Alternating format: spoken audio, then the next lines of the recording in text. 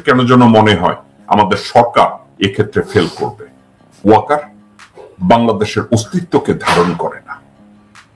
ওয়াকার প্রমাণিত একটা বেঈমান, একটা দুরাচার, একটা মির্জাফর। যে কোনো মূল্যে তাকে সরাতে হবে। ওয়াকারকে যদি বের করে দেয়া যায়, ডক্টর ইউনূসের বিরুদ্ধে সমগ্র আন্দোলন বন্ধ হয়ে যাবে। চুপ্পুকে যদি লাথি মেরে বের করে দেয়া হয়, সবকিছু অফ হয়ে যাবে। জেনারেল ওয়াকারকে যারা গ্লোরিফাই করছেন, জেনারেল ওয়াকারকে যারা পুরো আর্মি হিসাবে দাবি করছেন, তারা দেশের শত্রু।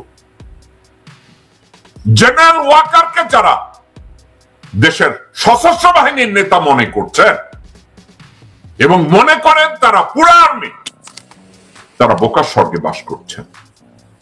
কারণ একটা বেঈমান will always stay as a বেঈমান। মির্জাফর যতবারই তাকে সুযোগ দেয়া হোক, he is going to play the same role as Mir Jafar. Wakeruzzaman 2009 সালের 25শে ফেব্রুয়ারি মির্জাফরের রোল প্লে করেছে।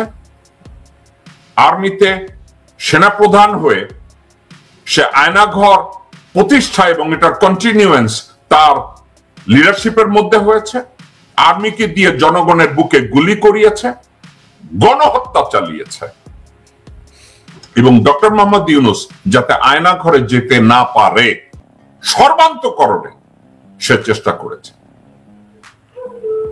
এখন আমরা বলবো না, আমি ওনার নামটা নিতে চাই না, না ওনার বিরুদ্ধচারণ করতে চাই না। ওনারা সবাই ভদ্রলোক, কিন্তু আমাদের দেশে এই ভদ্রতা আর এখন আর কোনো জায়গা নেই। আমাদেরকে একটু ডিসিসিভ হতে হবে, আমাদেরকে সামনে এগিয়ে নিয়ে যেতে হবে।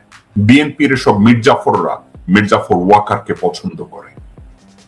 বিএনপির এবং অন্যান্য দলের মির্জাফররা ওয়াকারের মতো চরিত্রকে পছন্দ করে, যারা ওয়াকারকে সামাজিকভাবে, পেশাগতভাবে এখনো রক্ষা করার জন্য পায়তারা করেন এবং নিজেদের মুখের কথা নষ্ট করেন। আমি তাদের জন্য শুধু একটা কথা, লানত আপনাদের উপরে। ওয়াকারকে বাংলাদেশ এফোর্ড করে না, কারণ একজন সেনাপ্রধান, সিটিং সেনাপ্রধান ক্রিমিনালদেরকে সেনানিবাসে আশ্রয় দেওয়ার পরে বলে আমি মানবতা দেখিয়েছি। ওয়েল, আপনি যদি এত মানবতা দেখান, ইন্দুরে কবর থেকে বাইর করে আপনি একটু মানবতা দেখান। সুব্রত বাইনকে সেনাপ্রধানের চেয়ারের বা বাসায় নিয়ে তাদেরকে একটু বসান। একই কাজ তো করছেন আপনি হাসিনাকে পার করে দিয়ে। মানবতা দেখানোর আর জায়গা খুঁজে পান না, তাই না? আমি চিন্তা করতে পারি ওয়াকার খুব ধার্মিক, সেটা তার ব্যক্তি।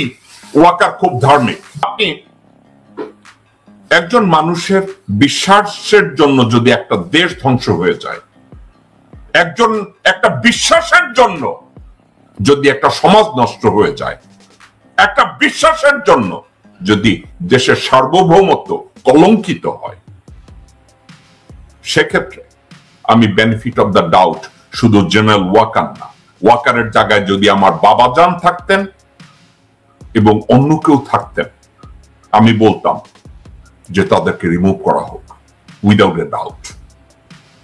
আর যেই বেঈমানরা 2013 সালের ডিসেম্বরে বেগম জিয়ার সাথে বেঈমানি করেছে, এটা নিয়ে আমি কালকের কথা বলবো। 2013 সালের মে মাসে বিএনপির সাদেক হোসেন খোকা, মির্জা আব্বাস, আব্দুল আউয়াল মিন্টু, সামাওবায়, তখন সামাওবায় ছিল না, আমির খসরু, মাহমুদ চৌধুরীর মতো বেঈমানরা, মির্জাফররা বেগম জিয়ার সাথে বেঈমানি করেছে। এবং 2013 সালের 29শে ডিসেম্বর গোরখুদক আব্বাস পুরা সাদেক হোসেন খোকা সহ, আমির খসরু মাহমুদ সহ, আব্দুল আউয়াল মিন্টু সহ বেগম জিয়ার পিঠে ছুরিকাঘাত করেছে। এসব বেঈমানরা ওয়াকারের সাথে গিয়ে পার্টি করে, প্রণয় ভার্মার সাথে পার্টি করে, হর্ষবর্ধন শ্রীংলার সাথে পার্টি করে, এবং বিএনপির স্ট্রাকচার, পাওয়ার স্ট্রাকচার, এগুলো আওয়ামী লীগের সাথে কোনো পার্থক্য নেই। সেম স্ট্রাকচার তারা মেনটেন করছে। আওয়ামী লীগ যেসব জায়গায়, যেসব সেক্টরে তাদের লেসপেন্সার ক্রিয়েট করেছিল, বিএনপি ক্ষমতা আসার আগেই সেই সব জায়গায় সেম লেসপেন্সার ক্রিয়েট করেছে, বরং অটো রিপ্লেসড হয়ে যাচ্ছে। যেমন যে পাবলিক টয়লেটে ইজারাদার আওয়ামী লীগের ছিল, ওটা এখন অটো বিএনপি হয়ে গিয়েছে, কোনো পার্থক্য নেই। অথবা আওয়ামী লীগ বিএনপির মধ্যে আপনি মৌলিক কোনো পার্থক্য পাবেন না, ফিলোসফিক্যালিও পাবেন না, কিছুতে পাবেন না। একসময় কিছু বিষয়ে পার্থক্য ছিল, যেমন আওয়ামী লীগ বলতো বাঙালি জাতীয়তাবাদের কথা, বিএনপি বলতো বাংলাদেশি জাতীয়তাবাদের কথা, জিয়াউর রহমান এটা বলতো, এবং আওয়ামী লীগ এই মৌলবাদ বলে গালি দিত, প্রগতিশীল বলতো নিজেদেরকে, কিন্তু বিএনপি এটা বলতো না, বিএনপি বলতো মুসলিম জাতীয়তাবাদ।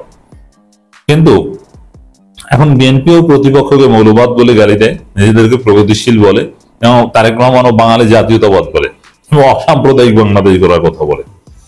মৌলিক কোনো পার্থক্য আপনি এখন পাবেন না, ফিলোসফিক্যালি, থিওরিটিক্যালি কোনো দিক থেকে পাবেন না। সংস্কারের মাধ্যমে নির্বাচন হবে।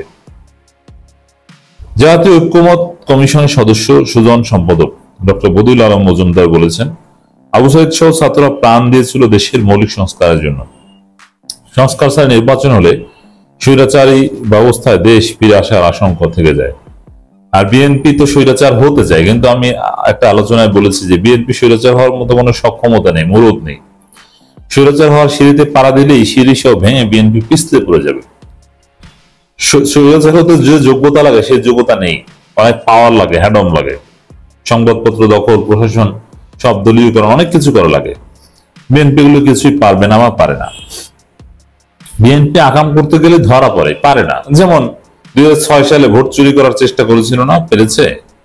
ইয়াজউদ্দিন সহ পদত্যাগ করতে হয়েছে, 111 এনেছে বা এসেছে। এই জন্য বিএনপি আসলে স্বৈরাচার হয়ে উঠতে চাইলেও পারে না। আমরা আশা করি আবু সাইদ দিবসে সংবিধান সংস্কার গুরুত্বপূর্ণ সংস্কার রাজনৈতিক দলের সঙ্গে চুক্তি স্বাক্ষরিত হবে। হ্যাঁ, এইটাই। ওই যে সংস্কার ছাড়া নির্বাচন নয় বা সংস্কার প্রশ্ন ঐক্যমত, এটা সামনে ওই যে ডিসেম্বর অগাস্ট আসতে দেখবেন যে দৃশ্যমান। এখন এই রাতারাতি 2-3 দিনের মধ্যে সবাই ঐক্যমত হবে তা না, তো জাতীয় ঐক্যমত আপনার দেখবেন ডিসেম্বর কাছাকাছি আসুক। বিশেষ করে 5 আগস্ট বা জুলাই শেষের দিকে এটা আপনার দেখবেন। ডক্টর বদিউল আলম মজুমদার বর্তমান সরকার অধ্যাদেশ জারির মাধ্যমে কিছু সংস্কার কাজ শুরু করতে পারবে, কিন্তু কিছু বিষয়ে রাজনৈতিক দলের সম্মতি লাগবে। তা আমরা জাতীয় সনদে অন্তর্ভুক্ত করেছি। জাতীয় সনদের বিষয়ে নিয়ে আপনাদের সবাইকে সচেতন সোচ্চার হতে হবে। ওই জাতীয় সনদ জাতীয় ঐক্যমত, ওর বাইরে যাওয়ার সুযোগ নেই। তাতে নির্বাচনের তারিখ ঘোষণা করলেও ওর বাইরে যাওয়ার সুযোগ নেই। ছাত্র রাজনীতি নেই, তিনি বলেন ছাত্র রাজনীতি করবে, সংস্কৃতি কর্মকাণ্ডে অংশ নেবে, লাঠিয়াল বাহিনী হলে তারা দলের ভেতরে হবে। হাসিনার পতন শুরু হয়েছিল যেদিন ছাত্রলীগকে বিশ্ববিদ্যালয় থেকে বিতাড়িত করা হয়েছিল। এ ধরনের লাঠিয়ালের রাজনৈতিক স্বৈরাচার সৃষ্টিতে অন্যতম ভূমিকা রেখেছে। আমরা ছাত্র রাজনীতি বন্ধ চাই না, লেজুর ভিত্তিক ছাত্র শিক্ষক রাজনীতি পেশাজীবী সংগঠন বন্ধ হওয়া দরকার। এখন আর এগুলো বন্ধ হলে বিএনপির আবার খাওয়া থাকে না। সংসদ বিষয়ে বদিউল আলম মজুমদার বলেন, আমাদের দেশে 2 কক্ষ বিশিষ্ট সংসদ প্রয়োজন। উচ্চ কক্ষ করার উদ্দেশ্য হলো সমাজের সব স্তরের মানুষ যেন প্রতিনিধিত্ব করতে পারে। আমার প্রস্তাব রয়েছে, উচ্চকক্ষ হবে অর্ধেক দলীয় অর্ধেক নির্দলীয় এবং সংখ্যানুপাতিক হারে। নিম্নকক্ষ জনস্বার্থ বিরোধী মানুষ সিদ্ধান্ত গ্রহণ করলে উচ্চকক্ষ তার উপর নজরদারি রাখতে হবে। দেখেন, এই যে সংস্কার, এটা যদি বিএনপি এই 2 কক্ষ বিশিষ্ট করো, 2 কক্ষ বিশিষ্ট বিএনপিতে রাজি, এটা করলেও দেখবেন যে ওই নমিনেশন বাণিজ্যের জন্য করবে, কিন্তু প্রকৃতপক্ষে সব সেক্টর মানুষের প্রতিনিধিত্বের জন্য করবে না। এই জন্য সংস্কার যা করা প্রফেসর ইউনূসের মাধ্যমে হতে হবে, এবং সেটা হবে নিশ্চিত।